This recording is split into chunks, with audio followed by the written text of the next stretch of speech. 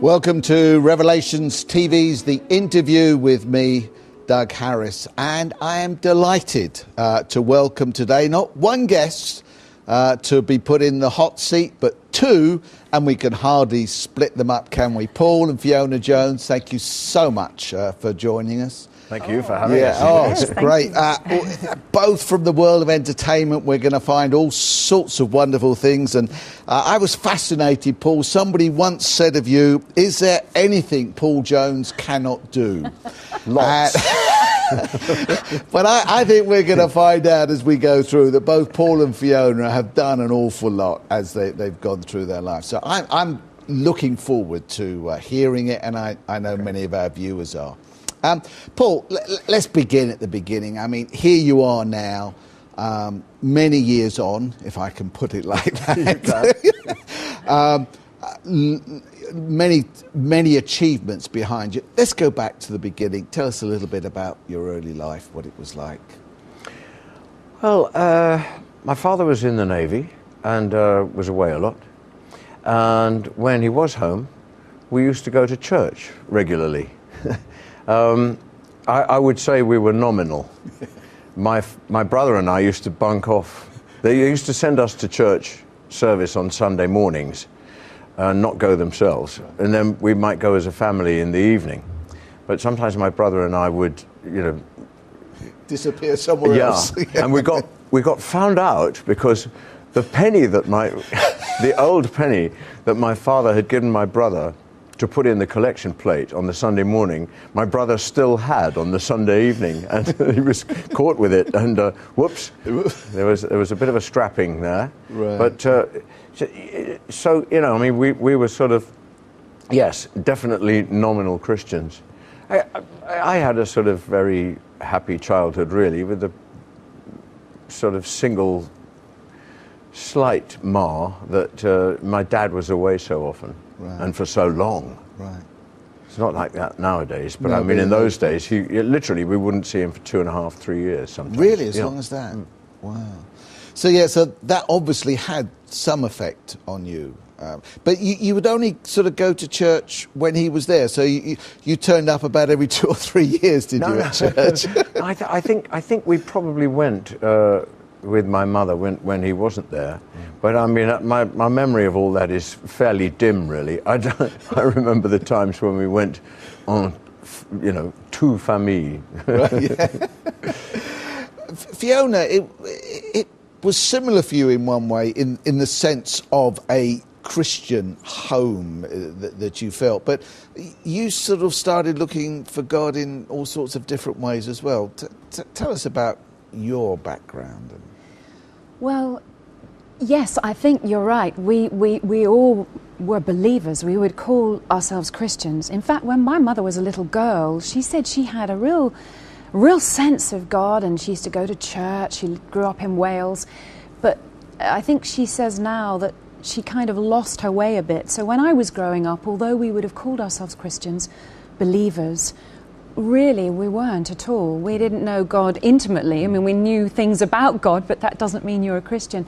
And later on, as I grew up, things went a little bit sort of pear-shaped for my dear mother. She's wonderful. By the way, she loves this station, Revelation. She loves it. Right. And she's a great blessing, and she's a wonderful believer now.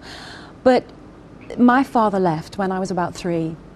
My mother found out that he was having an affair, which was very, very painful indeed.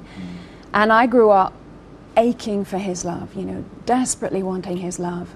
I was really looking for that unconditional love, that we all really are wanting, and actually only God can fill that need for unconditional love. But I started to look in spiritual darkness, really, the occult, fortune tellers, mediums, spiritualists. I thought that was, going to give me answers to life when I was going through a very dark time, empty time, wondering why my father didn't love me, even though my mother was a great mother, a wonderful mother. And I started to do that with my mother, in fact. The pair of us did. And we thought we'd find answers. Of course, we didn't. I mean, years later, I found out that in the Bible, all of that occult stuff. God says, whatever you do, don't go near those practices. In the book of Leviticus, he actually says that right. mediums, familiar spirits, all that kind of thing is dangerous. They're evil spirits. God is a spirit, and we are called by him. He wants to be our Father. And but there is evil spirit out there, and that's unfortunately what we got involved in, and that made our lives very, very dark indeed. Because as you say, when you don't know, when you haven't heard that, because there's the temptation of knowing the future, the temptation of being in control of life and knowing where it's going. And of course that really is tempting for many people to go down that line, isn't it? It really is. When you're hurting, and at that time my dear mum was hurting because of the marriage not going right.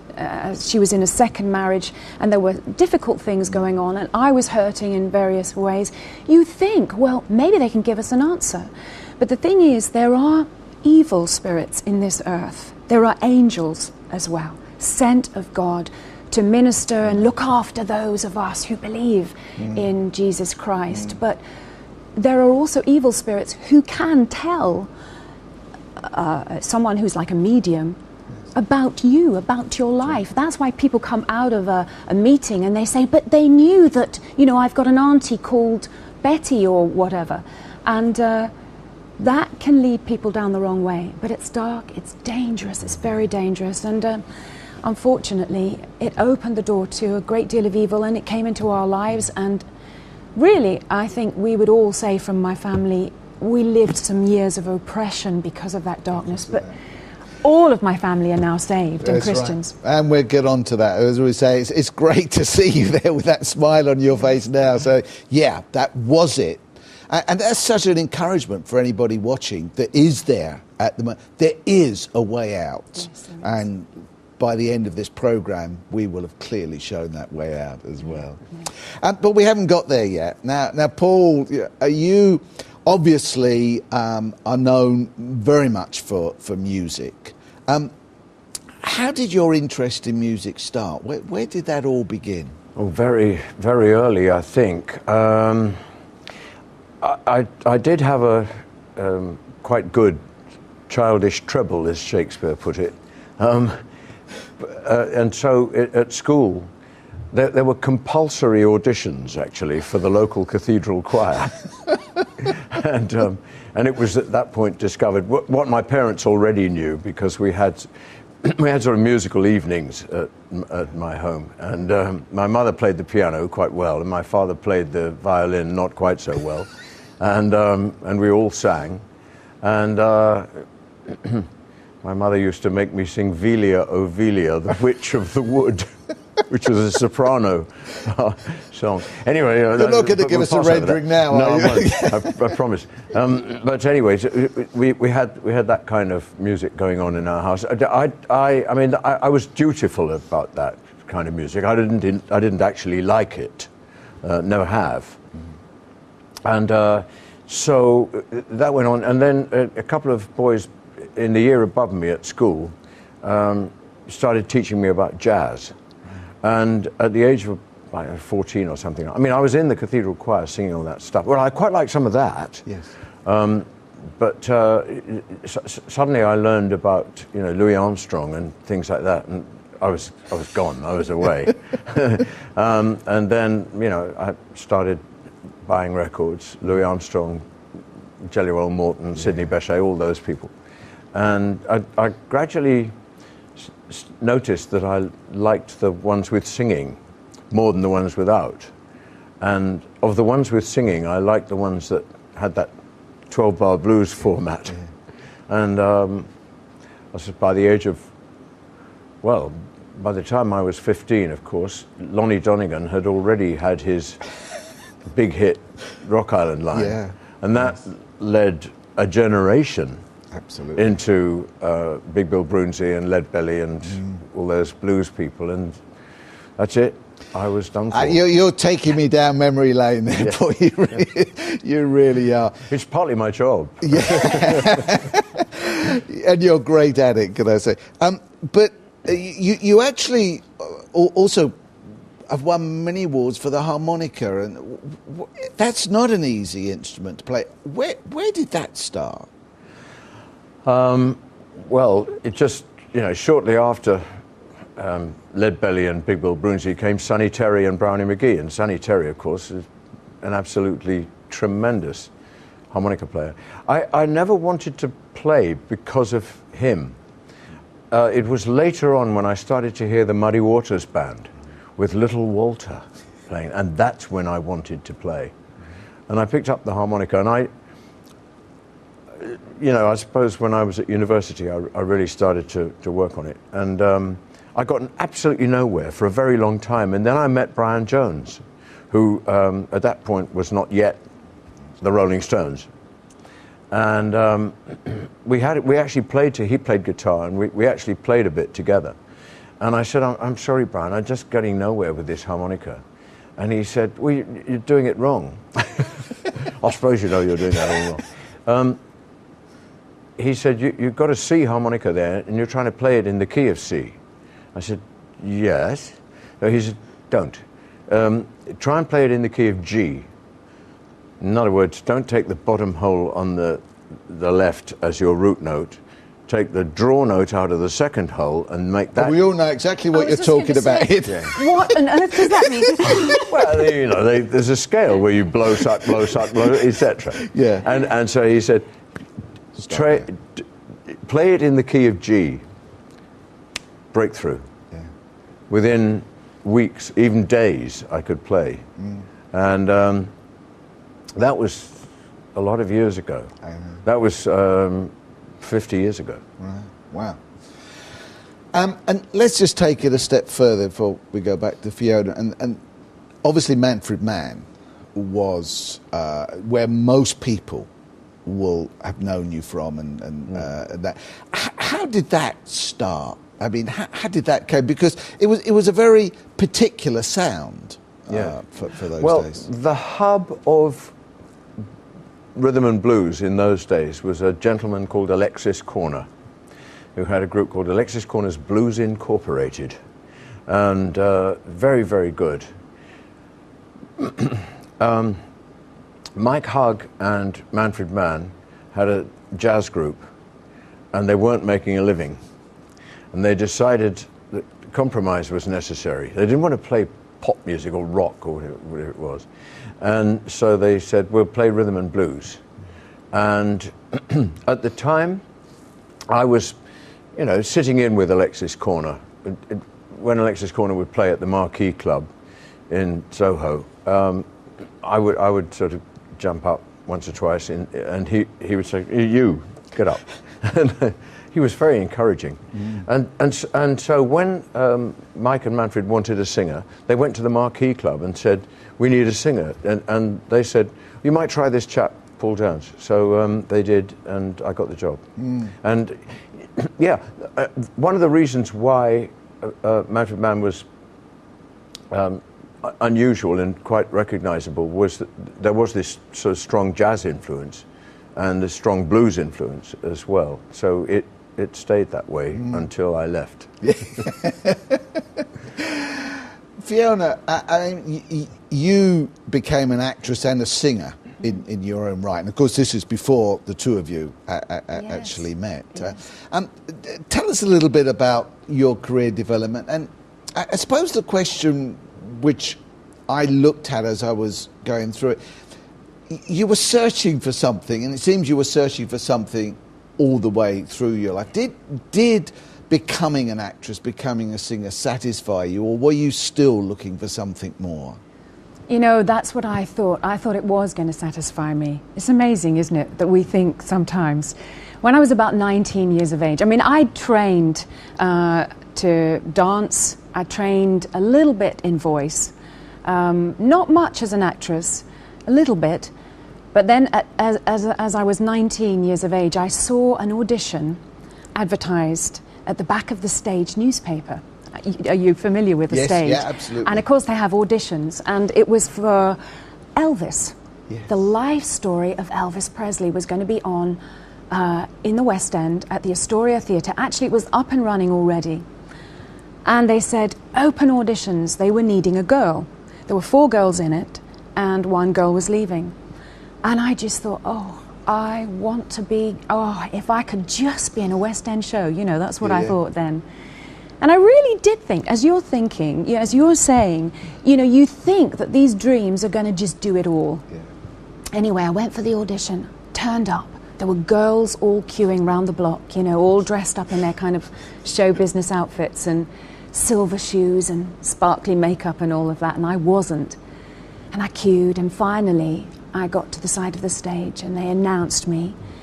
And I walked onto this big stage, lights in my face, and they said, you know, what are you going to sing? And I was just so frightened. I was so nervous. But I had loved the story of Jesus Christ Superstar, well, the musical of Jesus Christ Superstar. When I was 12, my auntie took me to see that in the West End for my birthday. And I just loved it. We sat second row from the front. And I'll never forget when that curtain went back. I mean, the music of Jesus Christ Superstar is wonderful, but it's not accurate with the Bible. The musical itself. No, I mean, there are bits that are. But there's a lot. Tim Rice. But the music gets you, doesn't it? It does. Yes. Tim Rice, Andrew Lloyd Webber. But the general story, and as a 12-year-old, not knowing the gospel story, not knowing much about Jesus, this was my way of seeing Jesus Christ. And of course, they acted it beautifully. And this being came on all dressed in white, and I fell in love with him. I just fell in love with him. And of course, you know, Jesus, it says, doesn't it, in the Bible, that Jesus went about doing good, healing all who were oppressed of the devil, for God was with him. And of course, right before my eyes, that's what they were acting out. Him healing, you know, giving sight to the blind, a lame person can walk, you know, bringing love and forgiveness, and telling everyone about how they can live knowing God. And of course, as a child, I just loved him. I loved this. But then the story kept going. And the religious leaders of the day, you know, they weren't happy about that, were they? That's right. It's amazing that. And on they came, soldiers came onto the stage, took Jesus and arrested him, and I was watching this. And it really had an effect on me. It really affected me as they beat him, they, you know, spat at him, and they punched him, and they put a crown of thorns on his head and crucified him. Sitting there, I'll never forget that. I mean, that really, really went in. But of course, I didn't understand what he was doing, why he was crucified, why had he gone to the cross. Right. Do you know, I sometimes think if somebody had come on that stage that night, and preach the gospel. Absolutely. As he was hanging on that cross and said why he was there, I think I would have become a Christian. But take you back to this audition at Elvis where we left. Well, that's what I was going to say. I mean, Elvis was very different, but presumably you sang something from Jesus Christ. I did. I was so moved by this show that I sang Mary Magdalene's song, I Don't Know How to Love Him. It's quite marvellous, that song, if you think about it. And the words, again, are not correct, but a lot of it is. When she says, I don't know how to love him, because I've never been loved like this before. Mary Magdalene, it's written in the Bible, had been possessed with demons. And when she met Jesus, she was healed, she was delivered. So I sang that for my audition. Right. And to my absolute amazement, this musical director just came forward afterwards and he said, Fiona? I said, yes, you know, trembling, shaking. I mean, I couldn't spit sixpence in that audition. I was so nervous. But he said, you've got the job.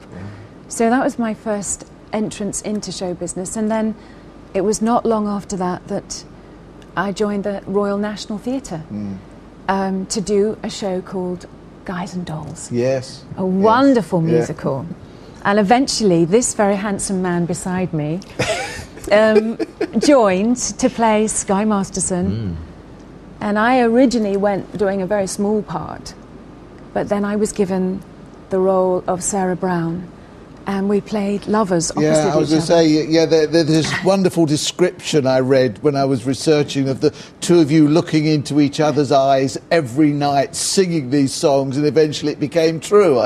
Yes, life imitating art. Yes, absolutely. But And of course, you did actually play Jesus Christ Superstar, didn't you? I did do that. Yes, I did the role, not in the actual show in the West End, but No. there were some wonderful concert versions at the Barbican in London, and I Yeah. did Mary Magdalene. And do you know something? It was amazingly moving because we did it in a concert version. So the cast were actually sitting on the side Yes. of the stage with the scripts, Yes. and then they'd get up to Yeah, sing do their the bit sing, with the yes. orchestra. Yeah.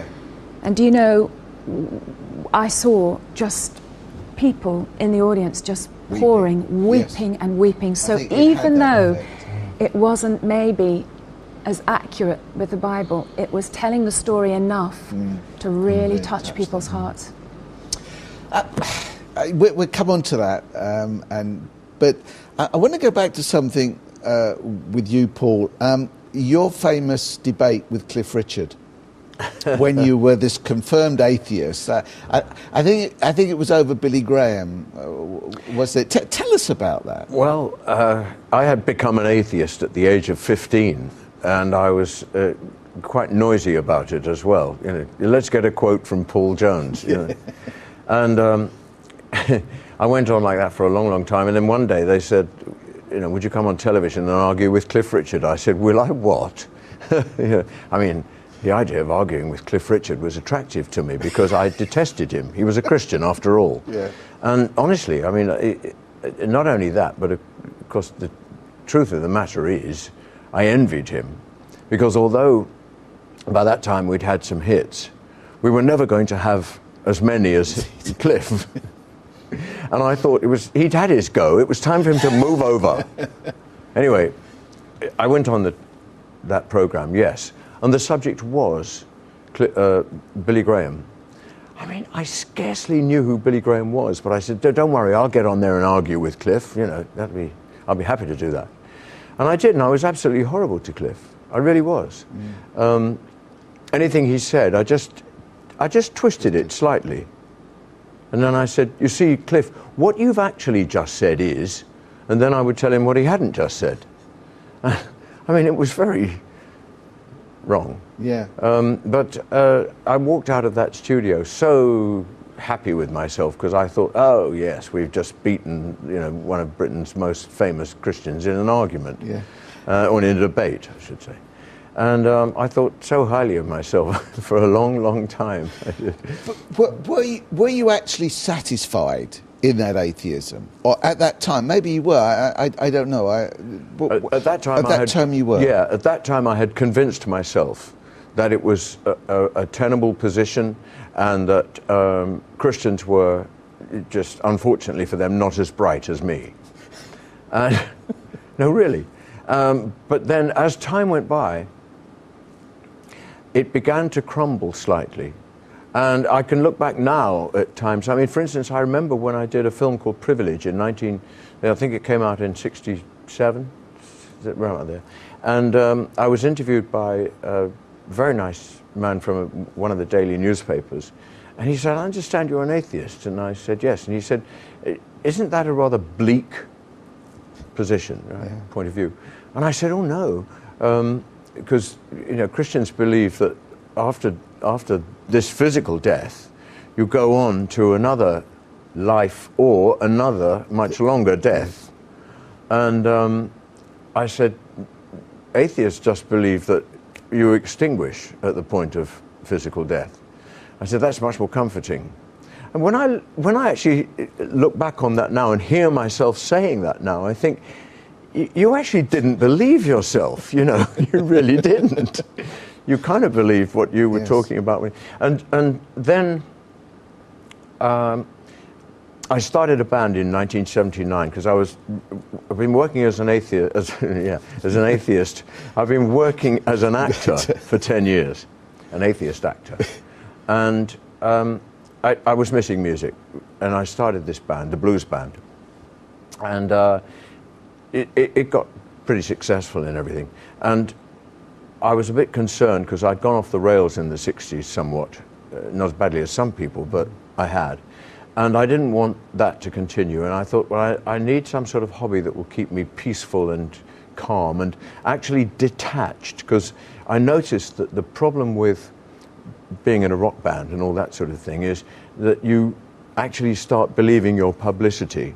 And when you're right in the center of that sort of maelstrom of excitement, you start not being able to deal with it. And that's when people turn to drugs and drink and serial sex and all that sort of stuff. And so I thought, no, stand back from that. And so I'd always liked looking at paintings, and I decided that I was going to have that as my really big hobby. So wherever we were in the world, I would get up in the morning 2 hours earlier than necessary to make the next trip to wherever we were playing that night, and go to an art gallery. And it didn't really matter if it was just like a little tiny local amateur watercolour sort of gallery or a huge national gallery somewhere. And I began over a long period of, well, a period of 18 months, 2 years, to become very excited about a German artist from 2 centuries ago called Caspar Friedrich. And Friedrich was extraordinary. To this day, people don't... I've read, you know, criticisms and descriptions of his paintings in newspapers and magazines, and they don't understand what they're talking about. But why? Because they haven't grasped the fact that he was a born-again, spirit-filled, believing Christian. I mean, a really serious Christian. Yeah. So much so that people took the mickey out of him in those days. Well, I began to look at these pictures, and one of the things that fascinated me was... And you didn't know he was a Christian at that point? No, even at that point I didn't realise it, no. But he would paint religious paintings, but I said, oh, you know, doesn't everybody? You know, I mean, the patronage and all that sort of stuff. You've got to do it, make the money. But he would also, of course, paint things that were not Christian. And these fascinated me because the more I looked at them, more I realised that despite the fact that there would be nothing in the subject matter that said anything about faith, I would know that they were spiritual works. Right. I still hadn't got it, you know, that he was a Christian. But I just somehow knew that those were spiritual works. And this totally fascinated me. And the more I thought about it, the more I realized that actually there's something in me that can recognize something that's spiritual. And if that's true, then there's something spiritual in me. Right. And if that's true, then I can't be an atheist. Interesting, isn't it? I mean, God has his ways of just beginning to break through, doesn't he, for everybody. Wonderful little irony, which I only discovered many, many years ago, was that when Cliff Richard did that adaptation of Wuthering Heights, played the part of Heathcliff, I never saw that show. But somebody told me, I think maybe even Cliff or somebody close to him told me, that all the sets for that show were on designs based on the works of Caspar Friedrich. Interesting, interesting. So you meet, staring into one another's eyes and eventually basically falling in love. But it wasn't all that easy, was it, at the time either? I mean, there was still ways to go because you were both still not Christian and was still, that was a little way off. But what was it like? I mean, did things change for you radically at that point? How did that develop? Well, we started working together. We were doing Guys and Dolls, but we were also doing another show called The Beggar's Opera, which was also a play with music. So we were doing it in repertory at the National Theatre. I just knew, I just knew something wasn't right in my life. I knew I was falling in love with this man, but I just knew somehow deep down inside that I was kind of living que sera, sera. Whatever will be, will be. I just didn't have any control over my life. It was like I was out of control. I was just doing the next thing and the next thing in my life. But would it be all right? And I'd seen suffering in friends and different people, even my own family, and I thought, how do I stop that? How do I'm in love with this man, and he was telling me he loved me by now, but what if I go into this relationship and I blow it? What if we go further and I can't deal with this? It was like a sort of help. I need some kind of help. And this business about God was still in me. And I used to go to Paul's dressing room and we used to have cups of tea, and I remember talking about God to you. Do you remember that? I said to you, I'm a Christian, because I really thought I was. was. I thought, well, because I didn't disbelieve, you see, I thought that made me a Christian, but really I didn't know God. I didn't have any intimacy with him. And I remember saying, but I'm a Christian, and Paul said, well, I'm not an atheist anymore, but I don't know what I am. Well, God knew our dilemma. Yes. He knew we were in a dilemma, and he wanted to get the gospel over to us. And he did a brilliant thing. One day, whilst I was doing these shows at the National Theatre, I was also doing a radio play in London, in Langham Place, at the BBC. And I finished doing the radio play, I came out, and in front of me was this beautiful church. A church which is actually quite famous. I didn't know it at the time. It's called All Souls Langham Place. And I thought, what a wonderful building. And then I had an overwhelming sense go into the church. Now, that might sound completely normal to you, but by now I wasn't that lovely little 12-year-old who'd gone to see Jesus Christ Superstar, who would have become a Christian if I'd only understood the gospel then. I was now quite a hard young woman. I was only in my early 20s, but I was angry with my father because he hadn't been able to love me at that time. I had a lot of insecurities, and now I didn't like churches because I thought, well, we don't need church, we don't need organized religion, what do we need that for? Everybody can just do their own thing. That was my attitude. But there was this overwhelming walk into the church. I now know it was God doing this. I went into the church, it was completely empty, no one in there. I sat down in one of the seats, and in front of all the seats were Bibles. And I just found my hand reaching for this Bible, and I am thinking to myself, as I'm putting the Bible on my knee, what are you doing this for? The Bible is just full of contradictions, I used to think. I hadn't read it, of course. I flipped it open, just like that. I wouldn't have known where to look. I looked down, and the Bible was open, second half of the Bible. You've got Matthew, Mark, Luke, and John. It was John. It was chapter 3. It was verse 16. Now, we know now, don't we, that that's very famous, but I had not a clue. And it was like it was lit up, like there was a light on it. And this is what it said, for those who might not be aware, as we weren't in those days. It said this, for God so loved the world that he gave his only begotten Son, that whoever believes in him will not perish, but will have everlasting life. Do you know what? It was like an arrow just hit my heart. I just knew that I knew that I knew that this was true. I didn't understand it. I didn't know what eternal life was. I didn't know that eternal life is God's presence in you and with you in this life, and then forevermore, you being with him. No, I didn't understand that, but I saw that it said that without believing in Jesus, we could perish. But if we believed in him, he'd give us this eternal life. And I sat there and I thought the only intelligent thing to do is find out what eternal life is and get to know this Jesus. And I remember my heart was racing, and I went back to the theatre that night. I knocked on Paul's dressing room door. He opened the door, and I remember the first thing that I said to you was, please don't laugh at me.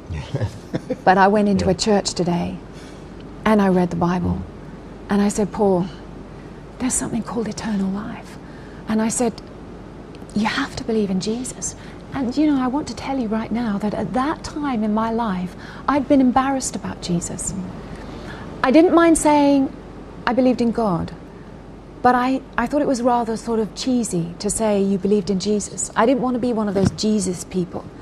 I had no clue that he himself is God, how wonderful he is. I said to Paul, I have got to go to that church on Sunday. I have got to find out about Jesus. And you said, I'm not laughing at you.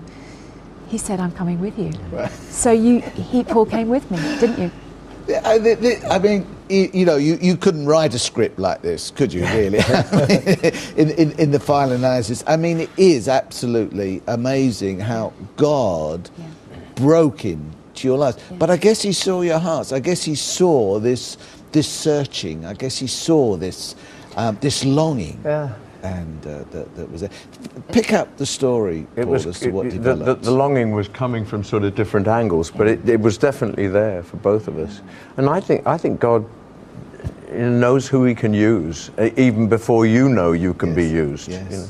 And so we went to All Souls that particular day, that Sunday, and it was terrific, wasn't it? Oh, I mean, it it was. was. I had this thing about churches, you know, that there'd be three people in them: the vicar, the verger, and a very old lady, and that would be that. And here we go into this place, and it's crammed. Yeah.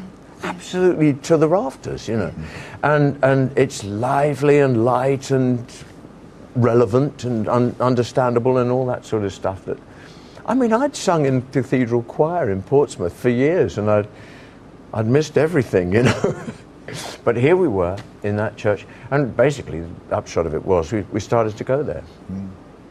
However, there was a problem. Having fallen in love at work, by that time we'd decided to get ourselves a flat together, and we were living in sin. And well, that was weird, going to church and living in sin, but actually people did it and people do it. It's not very wise. In fact, it's dangerous. And God had exactly the right person to rescue us. The phone rings one day, and it's Cliff on the phone. And He'd forgiven you by then, had he? Long since. Yeah. Long since. One time I said to Cliff, this is after we'd become Christian, I'm just going forward. Yeah. I said to him, you must have hated me that day, come on, you know. How did you deal with that? And he said, oh, it was easy. He said, if you remember, I had a couple of friends with me. Well, yes, I remember them, and in fact, we know them. Yeah. He said, well, the three of us went back to the dressing room they'd given me, and we prayed for you. Well, of course, now I know that he was only doing what Jesus instructed us to do. Matthew chapter 5 and parallels in the other Gospels. Pray for those who treat you spitefully. Well, I treated Cliff spitefully, so he prayed for me. I mean, that was, you know, but I mean, knowing that that's what Jesus said we have to do wasn't all there was about it. The other part of it was Cliff did it. Yes. Yeah. And I mean, I could think of thousands of people who wouldn't. Yeah. And so it did change my attitude to him. So when he rang up that day, I didn't know this at that point, but when he rang up that day, he was inviting us to go and hear Luis Palau at White City Stadium. And I said, well, I don't know. Because there we were going to church, but I have this theory now that behind our backs, various people at All Souls Langham Place, who were not unknown to Cliff Richard, in fact played tennis with him from time to time, had said, we've got to do something about these two, because they've got a problem. And if the problem continues, the Bible says this if the problem goes on after you've spoken to them, then eventually you have to say to them, look, you either got to solve this problem or you have to not come to this church. Fortunately, it never got to that stage, because Cliff said, pick any night out of the next month that Luis Palau will be there, and I'll buy you dinner afterwards. So we picked a night, and we went, and it was a beautiful, beautiful summer's evening. And Cliff sang a couple of songs, and then Luis Palau got up and preached out of Romans chapter 1, Paul's letter to the Romans. And well, it was a powerful, powerful, unforgettable, of course, evening. And one of the things about that evening that focused my mind, possibly yours as well, was that there was a small group of maybe 20 people who were very, very hostile to the entire situation. Now, you've got to recognize that this place holds 16,000 people, and it was full. And there's 20 people trying to disrupt everything, handing out leaflets which say, don't believe anything this man says. He's a fraud and a charlatan, and so is the whole of Christianity, or words very much to that effect. And they started sort of booing and shouting, and it was so pitiful and, pitiable and pathetic that it kind of made me think, I think I'd rather be with him, the man down there on the platform, and focus our minds even more precisely on what Luis Palau was saying. And it was so powerful to us. I mean, he was talking about, one of the things he was talking about was people not making commitments. And of course that went zong, straight in, you know, because there we were living together. Yeah. We loved each other. Yes. Why not make a commitment? And here he was telling us that there's a problem nowadays with people making commitments. And it's absolutely true. You get people in show business, I mean in Hollywood and all those areas, and before they get married, they say they love each other, and before they get married, they enter into, what is it called? A marriage contract? Yes. Which actually says who gets the Picasso and who gets the Rembrandt when they divorce. Yes. So in other words, what they're saying is, this is not a commitment. And I mean, and Luis Palau was like drawing our attention to that, and we just thought, well, why not? Why not, you know?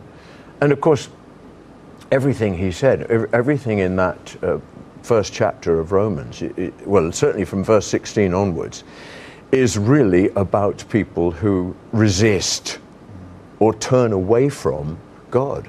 And of course, I turned away from God when I was 15 years old. Although I didn't really know him when I was 15, I was going to church every week twice and singing and going to choir practice and all that sort of stuff. And I had very much turned away. So at the end of this evening, both of you, first of all, commit your lives to the Lord. Definitely, clearly, yeah? Well, actually, it was sort of walking away, because the thing was, Luis Palau said, if you feel that God's been talking to you at all through anything that I've said this evening, come down onto the pitch and we have these lovely counselors or stewards or helpers of some sort, you know, you can talk to them. And Fiona stood up and I grabbed her arm and I said, where are you going? And she said, well, where do you think I'm going? I'm going to give my life to Jesus. And I said, fantastic, where am I sleeping tonight? Because I realized there and then that the game was up. We were not going to go on living the way we'd been living. It's interesting how the Word of God got to you immediately. Powerfully, yes. It has to be God, because other people can just sort of go through with that. But God so dealt with you, didn't he? Oh, really? Dealt with is a good expression. Yes. Yeah. And so, I mean, it was kind of walking. We still had dinner with Cliff coming up, you know, and of course Luis Palau was there, and various other people that Cliff had invited. I mean, that impressed me for a start. To find out then or subsequent, very soon afterwards, that Cliff had actually invited something well over 100 people to go, all in show business, to go and hear Luis. And I mean, I could name you some of the people who were there that night but didn't make a commitment. But, you know, so what? But Cliff was so obedient to the Lord. I mean, I can imagine just that particular moment when the Lord said, and Paul Jones. And Cliff said, no, Lord, I think you must be mistaken. But this man, what this man did, he said, well, where am I sleeping tonight? When I was about to go down the front to pray the prayer of salvation. And I said... And you said, don't worry about that, we'll sort that out. I said, I've got to pray this prayer, Paul. Yeah. I cannot leave the stadium without turning to Jesus Christ tonight. And Paul, you said, me too, but then you said... Well, will you marry me then? I was glad you said. I did not know if that was true. You actually did propose right at the end of that. Actually, it was in the stadium. In the stadium, he did. Or was it walking back? Walking to the place where we were going to have the dinner. I thought it was I in can't the remember, stadium. but anyway, it was there. It was part of that evening, definitely. And you know, the thing that was just so amazing that I remember from that night were two amazing things. The first thing that Luis Palau read from Romans chapter 1, he read, I am not ashamed of the gospel of Jesus Christ. And that sentence just, because that's what I'd been, was ashamed. Yes, And the second thing that really spoke to me, as you were saying, that God speaks, was all the way through him speaking about the love of God, how much he loves us, how much he wants to forgive us, how much he wants to draw us to himself and give us a new heart, a new life. He kept saying, so are you right with God? Are you right? If you were to die right now, tonight, are you right? He kept saying that right through his sermon, are you right with God?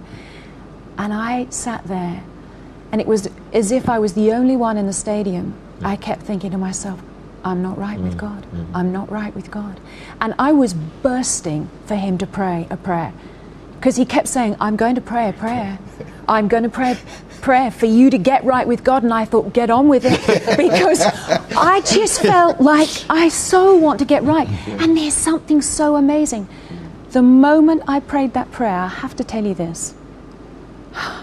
Not only did I feel so clean, like every sin I'd ever committed, every bit of gossip, every bit of bitterness and selfishness and pride and rudeness and every other horrid thing you can think of, I knew it was gone. But this is the wonderful and marvelous thing. The anger and unforgiveness I had toward my father left. Praise God. It was like the moment I said sorry to the Lord, the moment I said, Jesus, come into my heart, I am so sorry for every sin I've ever committed. I am so sorry to have sinned against you. It was like that moment I was able to see that my father didn't mean to do those things that he'd done to me. And it was like, let him go, forgive him. It's great. It was a freedom. Absolutely Isn't great. it lovely? Yeah. And of course, God has continued to change you. I mean, what were some of the things that you had to face? Because I know you're not in show business anymore, but obviously in a lot of other things. But Paul, you still very much are involved.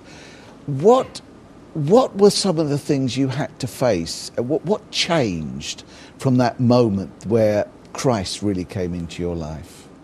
Well, actually, for me, I immediately wanted to leave the music business altogether.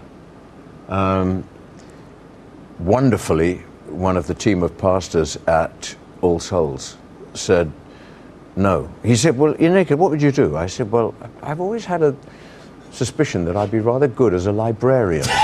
No, why are you laughing? He would be. You'd be a wonderful librarian, but I don't. I'm very good at cataloguing things. Well, after all you've said, no, I was laughing because I was thinking, yes, you would. After all you've shared with me of this program of all the people and all the jazz and that, I thought, yeah, he would have it all absolutely right, wouldn't he? Yes, I said this to this pastor, and he said, do you suppose if God wanted a librarian, he couldn't have got one of those saved? What wisdom! That wisdom. really spoke to me. Yes. very. And actually, he put us in touch with James Fox, didn't he? Yeah. Because James Yes. was actually still acting, Yes. and having actually got saved and left the profession, but then gone back to it. I think that's the right way around. But anyway, but you're in your old job still, but it changes because it's actually no different if you're in show business really from any other job. You just do your job differently, because you must do everything you do for God. Otherwise, you're wasting your salvation. Right. And so that which actually means some pretty severe changes, quite radical changes sometimes. I mean, if you've been strutting around stages for All 30 years, best part of 30 years, and no, actually at that point it was only just over 20 years, but if you've been strutting around stages for a couple of decades, and the focus as far as you're concerned is me, then to go and do that, but the focus is not me. Yes. The focus is Jesus. Actually, I got very excited about an actress, an Italian actress called Eleonora Duse, who became saved, became a Christian, born-again Christian, and her whole life changed, and her whole method of working as an actress changed, and this fascinated me. But I thought, isn't that right? Everything has to change. Yes. Everything has to change. Everything does change. And I was in show business for quite a long time after I'd become a Christian. So I started to wonder what parts I could take. Right. Oh, that It's too, yeah. amazing what you do before you know God. When suddenly you've said, Lord Jesus, fill me with your Spirit, you think differently. Absolutely. You look at things and you think, I don't want to play that horrible, nasty piece of work, you know. What is that going to bring to an audience? Exactly the part that every actress in London wants. I know, Yes. I know. They can have it. Yeah, exactly. Obviously, 25 years of a radio program going on, still winning awards and still doing that. But you've added to that now. I mean, you're teaching courses on marriage, and you seem to be putting back into people's lives the very things that God has put into your lives. You are seeking to put into other people. Is that how you see it? Is that what you feel God is doing with you these days? Yes, it built up very slowly. What happened was people got to hear that we were now Christians. So what happened was that churches would say, "Oh, will you come and share your testimony?" And then other things developed bit by bit. And yes, you see, when you see victory, when you've suffered and gone through things, and you see victory in your life because of the Word of God, because of God in your life, and you've been changed, you think, oh, I'd love to share this with someone else. And then you're amazed that people are hungry to hear. And so we get invited to do outreaches, and I do sort of ladies' conferences and things like that, and it's just a joy to be able to say, look, I know what it's like to feel I was so insecure. I felt so rejected because of my father. I had no confidence, and he's just changed that, and you just want to say, it's all right. Yes. Just, can I share some lovely things with you? And stories and things that we've gone through in our marriage and stuff. And We were actually quite scared when people first started to Yes. say, will you come to our Yes. church and so on. But nowadays we actually jump at them, we grasp them firmly, Yes, yes. and we go to churches all over the place, don't we? it's a wonderful And do you feel, because of who you are, because of the life that you've been in, sometimes people maybe even listen a little bit more and respond because, hey, these guys, all that they were, they can come to this place. I can as well. Do you sense God gives you a privilege to be able to talk into people's lives like that? Yes. Definitely. I mean, but first of all, people actually come because they're curious about the man who sang "Do Wah Diddy Diddy Dum Diddy Do." Does he know anything else? Yes. And also, I mean, they even are interested to see who he's married to. So, you know, and sometimes I'm so moved by that song, the fact that Do Wah Diddy can get us up there and we can tell people Absolutely. about Jesus. I know. I was thinking that. I thought of those lyrics when I was preparing, you know. But I was thinking, you know, I mean, in one sense, absolute gibberish. But what God has done for you to be able to communicate now, and used that period of your life, it's amazing what God does, isn't it? Yes, and actually he's using the present as well, because we get people coming who come up afterwards and say, I listened to your radio program on Monday nights, and they come and say, you know, in fact we've got people who come to see the blues band, and they invite us to come to their church as a result Yes. of making that contact. Yeah. That's happened, well, several times now. Right. And so all you know, God connects things up which you think they don't connect, but God will make They them do. connect. Yes. We're nearly at the end. I've thoroughly enjoyed this prayer. At the beginning, I put that question, is there anything Paul Jones cannot do? I guess what would be far better to end with is the question, is there anything God cannot do? Yeah. And, you know, and I thank you so much for sharing your lives, what God has done and how God has changed. And I'm sure you've blessed many people today. Thank you so much for joining us. Thank you, Dad. Thank you indeed for being with us. I pray that God will touch you in whatever aspect that God has been speaking to you. And just as Paul and Fiona prayed that prayer, find somebody to pray that prayer with so that God can change your life as he has changed Paul and Fiona's. Thank you so much for being with us. See you again very soon. Bye for now.